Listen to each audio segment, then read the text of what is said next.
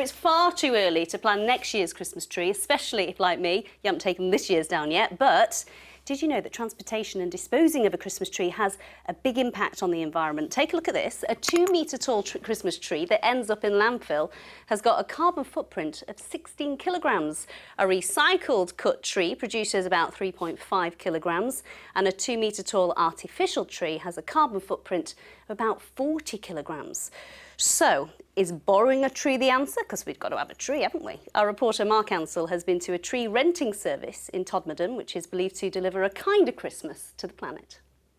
Well, it's absolutely stunning here above the Calder Valley, and the view is enhanced by the white stuff on the ground. But that means it's absolutely freezing. So much so I've got 1, 2, 3 coats on. It's that cold. While many of us have been packing away the Christmas decorations here in Todmorden, they've actually been unravelling and unpacking the Christmas trees. Let's have a chat with Sarah, who runs a company where you rent a Christmas tree rather than buy one and then get rid of it. Sarah, how has trade been this year at Christmas? Oh, it's been amazing. We've had another bumpy year. This is our second trading year of rooted Christmas trees.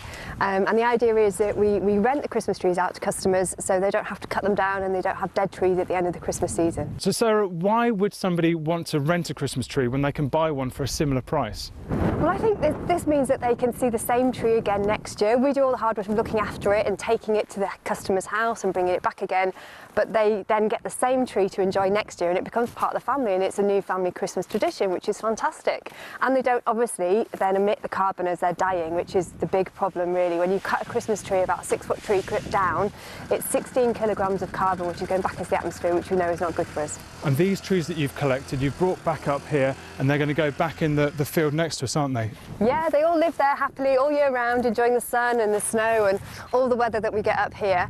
We just keep them trimmed, make sure they're well watered in the summer, and then we lift them in the pots out the ground next Christmas. What do you do with the Christmas trees when they just become too big and don't fit in people's homes anymore? When they get about 7-8 foot and they're too big for people's homes or for me and Tom to carry, we work with Slow the Flow and Tree Responsibility, and we plant them on the moors here in Todmorden and around Hebden.